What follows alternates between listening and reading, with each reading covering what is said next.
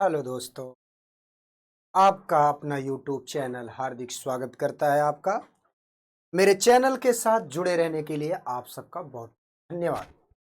तो आज आप लोगों के लिए हम लेकर आए हैं हाई स्कूल का topic quadratic equation for UP board. यहाँ से सीबीएसई और यूपी बोर्ड दोनों की कक्षाएं संचालित होती हैं, बट ये कक्षा जो है, ये क्लास यूपी बोर्ड के लिए है। क्वाड्रेटिक इक्वेशन चैप्टर का नाम है। तो स्टार्ट करते हैं हम। तो ध्यान दीजिएगा, सवाल है आपका, यदि समीकरण पी एक्स स्क्वायर धन Q X plus are,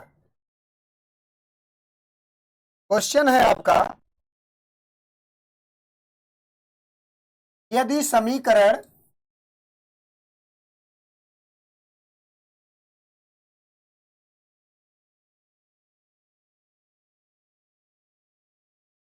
P X square plus Q X plus R equal to 0 का एक मूल दूसरे मूल का दुगना है। एक मूल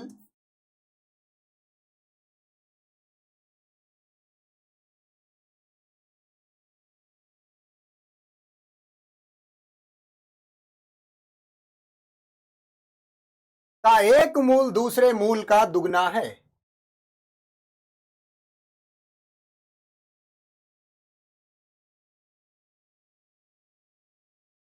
तो ध्यान दीजिएगा, एक मूल दूसरे मूल का दुगना है तो सिद्ध कीजिए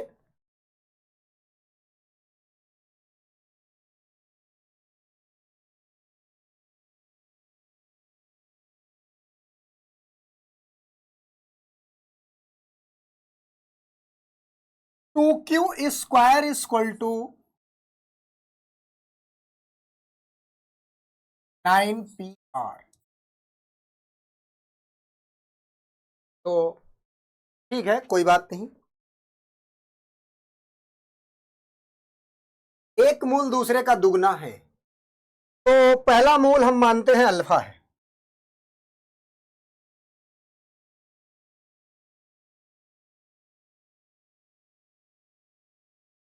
पहला मूल अल्फा है, दूसरा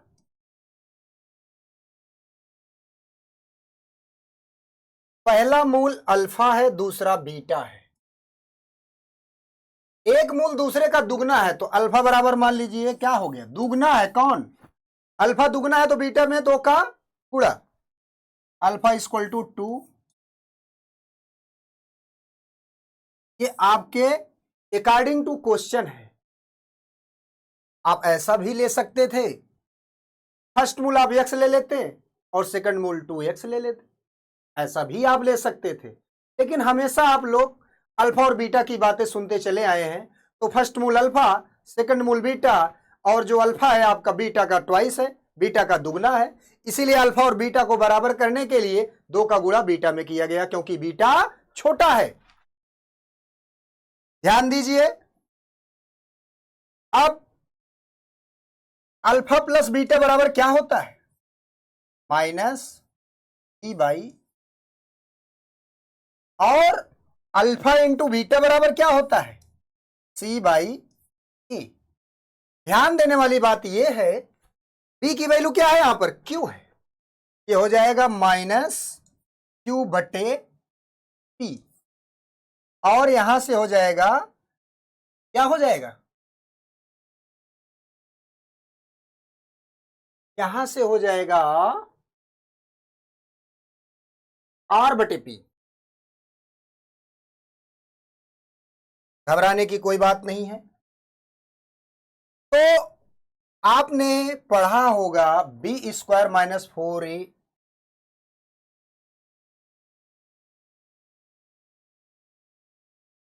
0। अब यहां से देखिए, पहले यहां से अल्फा का मान क्या है, अल्फा का मान क्या है, 2 बीटा है ना। तो यहां से अल्फा की जगह हम जब 2 बीटा रखेंगे तो क्या होगा? 2 beta plus beta equal to minus Q by P. यहां से 3 beta equal to minus Q by P. अगली लाइन में बीटा इक्वल टू आ जाएगा आपका माइनस क्यू बाई। ठीक। अब ये जो इक्वेशन है अल्फा की जगह क्या रखेंगे? 2 बीटा। क्या हो जाएगा? 2 beta into beta equal to C by A. क्या हो जाएगा? 2 beta square equal to C by A. अगली लाइन में क्या हो जाएगा?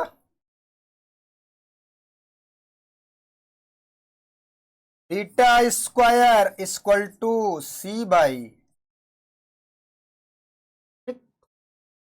अब देखिए, तो बीटा की वैल्यू क्या हो जाएगा? अंडर रूट, यहां से बीटा की value under root C by, इसको थोड़ा छोटा कर देते हैं।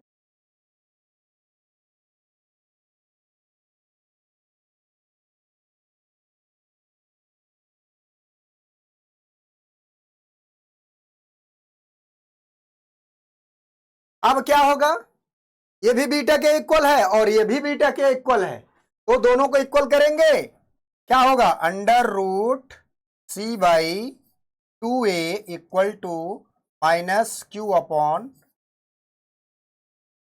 ध्यान देने वाली बात ये, अंडर रूट का इलाज सिर्फ स्क्वायर है, मैंने आप लोगों को पहले भी बताया था। तो स्क्वायर करेंगे बोथ साइड, तो क्या हो जाएगा?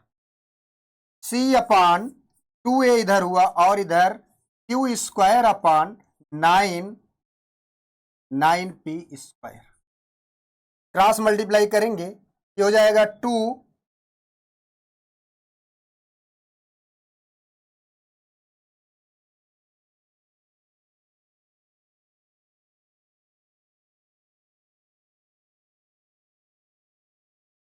यहां सी और ए की वैल्यू अभी मैंने पुट नहीं किया है, तो यहां अगली लाइन में पुट कर देते हैं। सी की वैल्यू क्या है? यहां आर। ए की वैल्यू क्या है? P equal to Q square upon 9 P. ध्यान दीजिएगा, ए पी से एक पी कैंसिल हो जाएगा, तो क्या बचेगा? 9 पी आर इक्वल टू क्या? 2 क्यू स्क्वायर। इसको आप लिख सकते हैं 2 Q square equal to 9 P R, जो आपको प्रूव।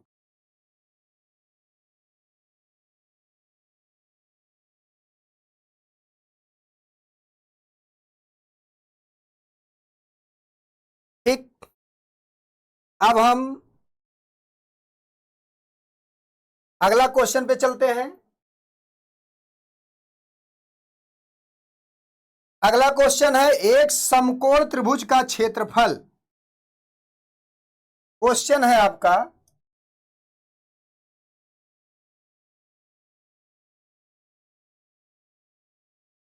एक समकोण त्रिभुज का क्षेत्रफल।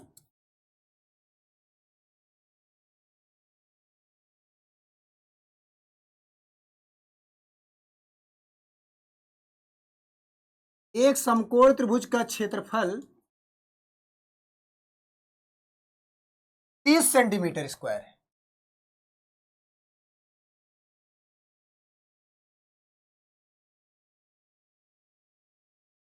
समकोण त्रिभुज का क्षेत्रफल 30 सेंटीमीटर स्क्वायर।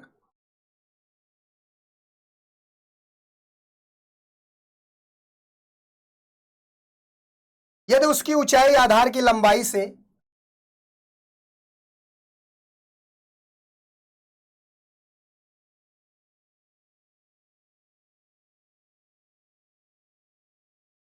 आधार की लंबाई से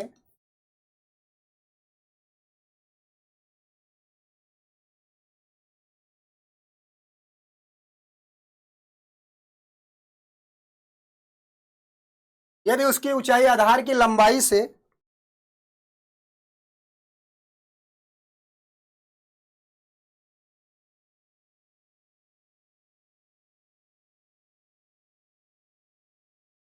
आधार की लंबाई से 7 सेंटीमीटर अधिक है।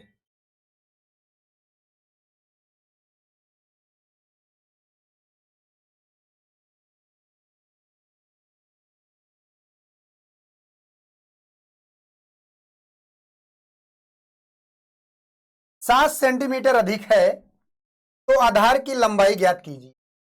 तो आधार की लंबाई ज्ञात कीजिए।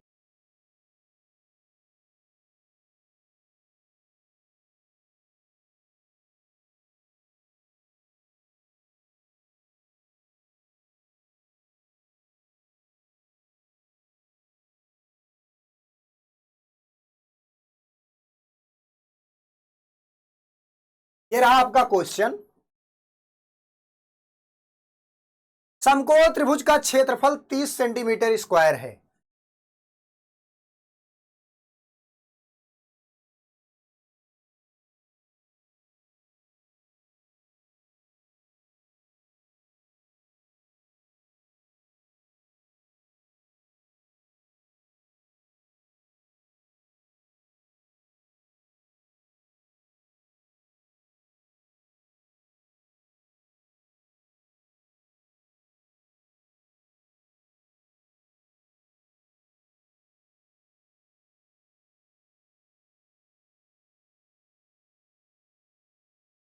तो आपका क्वेश्चन देखिए क्या होता है। माना त्रिभुज के आधार की लंबाई x है। माना त्रिभुज के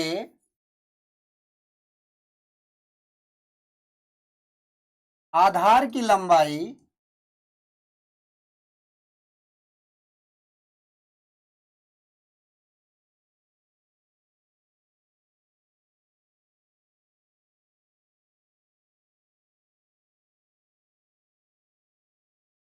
माना त्रिभुज के आधार की लंबाई x है। तो ऊंचाई क्या हो जाएगी? ऊंचाई हो जाएगी x प्लस 7। ऊंचाई 7 सेंटीमीटर अधिक है आधार की लंबाई से। तो क्षेत्रफल बराबर क्या होता है त्रिभुज का?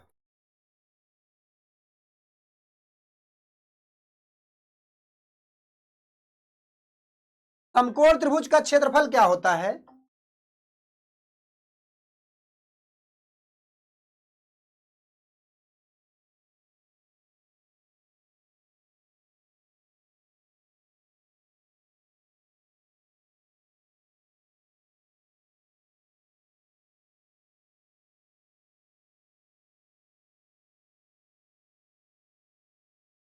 समकोण त्रिभुज का क्षेत्रफल होता है आपका 1/2 गुणे आधार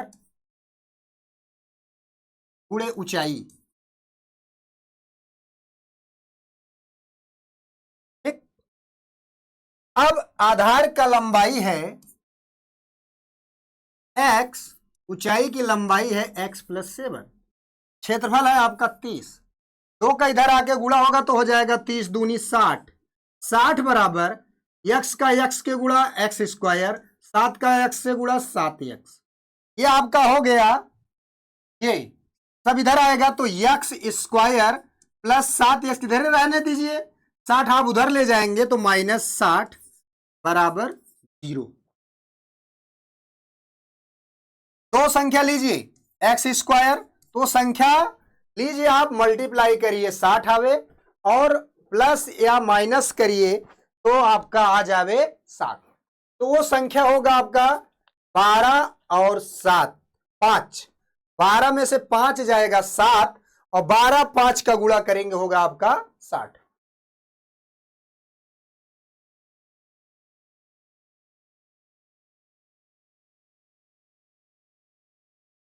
ठीक। तो ध्यान दीजिएगा x square plus 12x minus 5x minus 60 equal to 0। दोनों में क्या कॉमन है? x कॉमन लिया तो बचा x प्लस 12, -5 कॉमन लिया तो x plus 12 equal to 0। x plus 12 दोनों में कॉमन है, तो क्या बचा, x माइनस 5 बचा, इक्वल टू 0। x की वैल्यू क्या हो जाएगी, 5, और एक x की वैल्यू -12, तो माइनस वाला छोड़ दिया जाएगा, तो x का वैल्यू आ जाएगा आपका 5। अगला क्वेश्चन चलते हैं। अगला क्वेश्चन है आपका,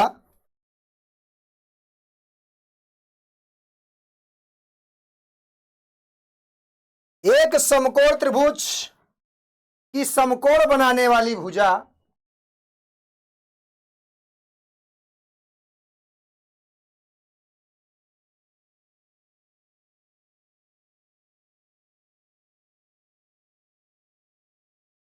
एक समकोण त्रिभुज की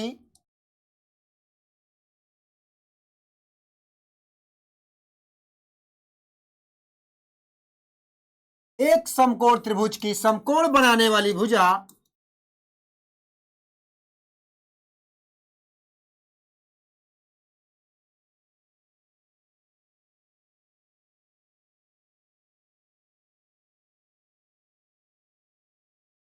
एक समकोण त्रिभुज की समकोण बनाने वाली भुजा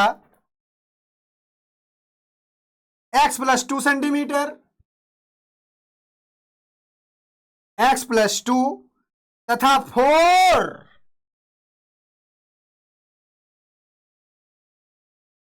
इंटू एक्स प्लस 1 सेंटीमीटर है।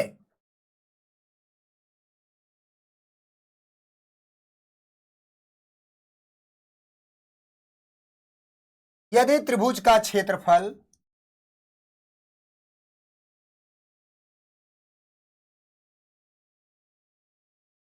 त्रिभुज का क्षेत्रफल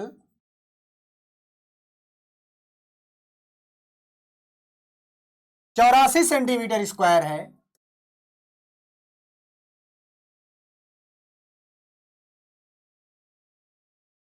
तो त्रिभुज की तीनों भुजाएं ज्ञात कीजिए।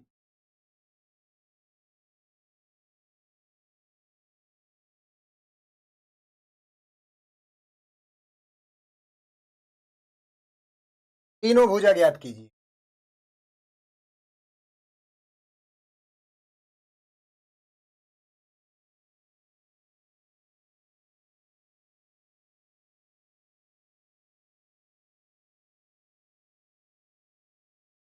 ओके, तो ध्यान दीजिए, अभी मैंने बताया समकोण त्रिभुज का क्षेत्रफल होता है 1/2 आधार गुणे ऊंचाई।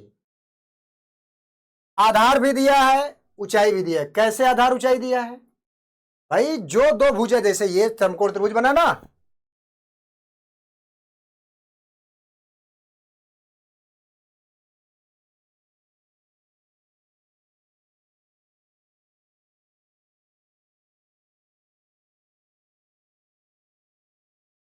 सॉरी,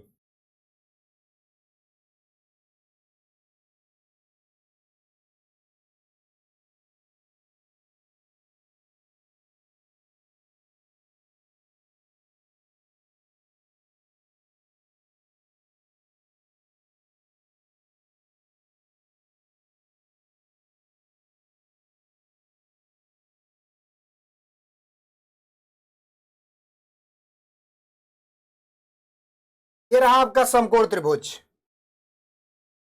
भाई जो दो भुजा समकोण बना रही हैं, यही दोनों भुजा समकोण बना रही हैं, तो इसके सामने वाली भुजा कर्ण होगी ना, बाकी जो बचेगी क्या होगी, लंब और आधार, यानी ऊंचाई और आधार। तो भुजा x प्लस 2 हो गया ये, और ये 4x प्लस 1। सब क्लियर है। क्षेत्रफल बराबर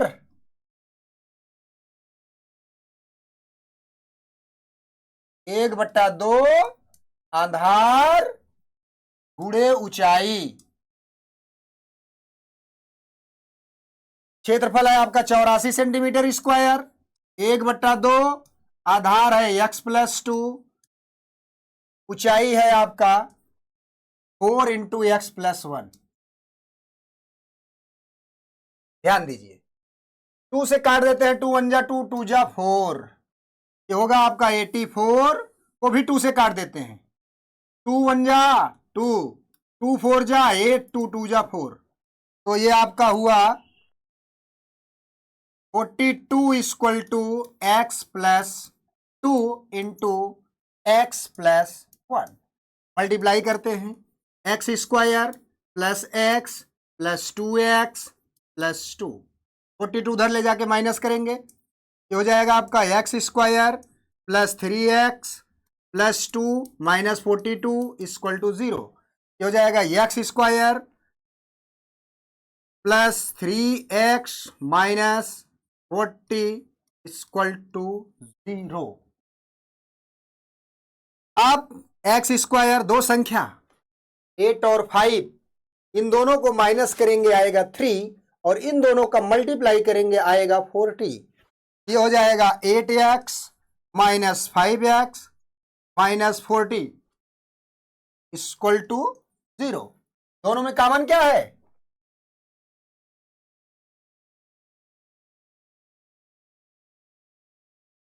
दोनों में x कॉमन हुआ तो मैंने लिया x, तो यहां बचा x प्लस 8, और इन दोनों में ये 5 है, इन दोनों में माइनस 5 कॉमन हुआ तो मैंने लिया तो बचा यहां x प्लस 8 इक्वल टू 0।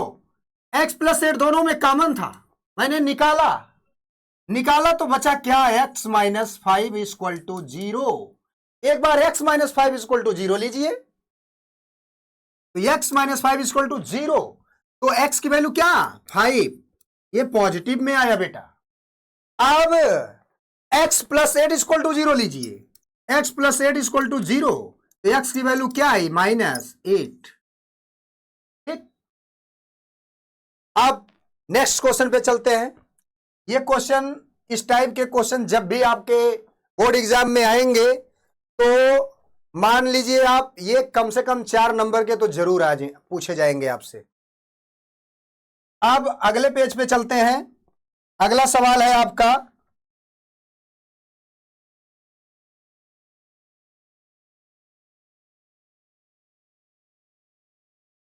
द्विघात समीकरण का सवाल है। ये द्विघात समीकरण हल करना है।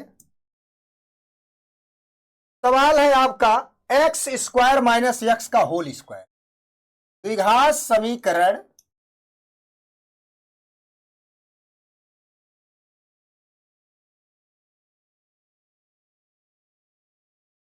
एक्स स्क्वायर माइनस एक्स का होल स्क्वायर प्लस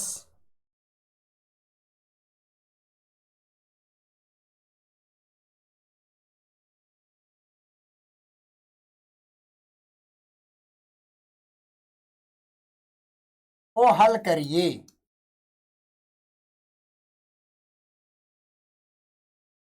ध्यान देने वाली बात अब यह है, मैंने आप लोगों को बताया था कोई भी पॉलिनोमियल हो, यदि उसकी घात 1 है तो उसके एक जीरोज यानी एक शून्य प्राप्त होंगे, एक मूल प्राप्त होंगे।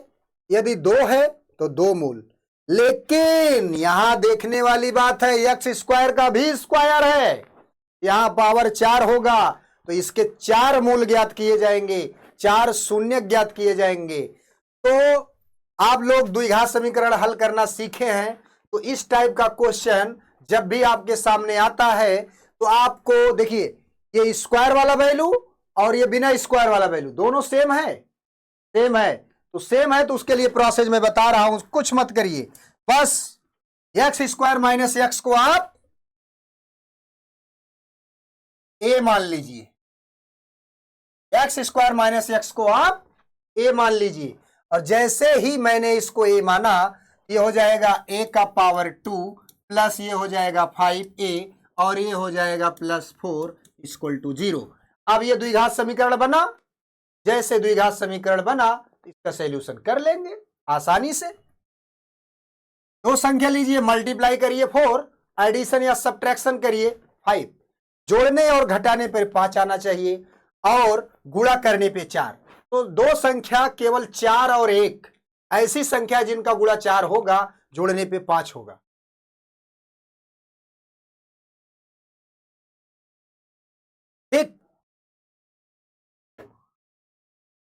तो आगे हम बताते हैं आपको, A square plus 4a+a+4 equal to 0। A common लिया गया तो a+4 बचा, ए कॉमन लिया जाए नहीं, दोनों में 1 कॉमन है तो +1 कॉमन लिया गया, a+4 बचा इक्वल टू 0। a+4 दोनों में कॉमन है तो a+4 मैंने निकाला तो क्या बचा, a+1 बचा इक्वल टू 0। यहां से a की वैल्यू -1 और a की वैल्यू -4। ध्यान देने वाली बात अब यह है, हमने क्या माना था, x² - x equal to a माना था। तो आगे से देखिए, दो वैल्यू आई है a की, दोनों वैल्यू पुट करेंगे, x² - x इक्वल टू एक बार -1 लेंगे और एक बार -4 लेके चलें, तो ये हो जाएगा x² - x, -1 इधर आके +y इक्वल टू 0। ये देखिए, अब यहां से b² - 4ac करेंगे तो क्या होगा, <0 हो जाएगा, और जब <0 हो जाएगा, ध्यान दीजिए, b² - 4ac करिए तो क्या होता है, b की वैल्यू क्या है, -1 का स्क्वायर -4 इंटू 1 इंटू 1, 1 - 4 दिया जाएगा -3, ये क्या हुआ, <0। तो d <0 पे क्या होता है, ये वैल्यू डिफाइन नहीं होता है। अगला क्या था,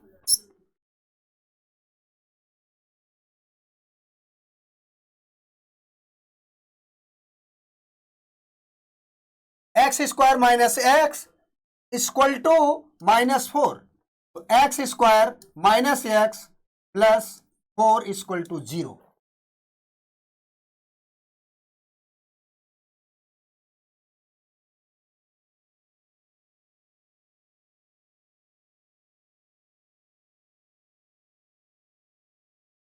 तो यहां से भी देखिए, b² - 4ac <0 हो जा रहा है, क्योंकि b की वैल्यू -1 का स्क्वायर -4 इंटू 4 इंटू 1, 1 - 16 -15 <0। तो ये मूल क्या होंगे, ये मूल काल्पनिक होंगे।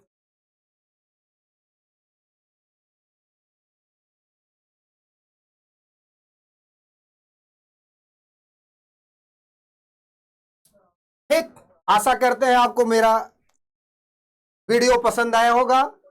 तो वीडियो पसंद आया होगा तो दोस्तों लाइक, सब्सक्राइब, शेयर करना ना भूलिएगा। आप सबका प्यार हमेशा हम पर बना रहे। Thank you so much.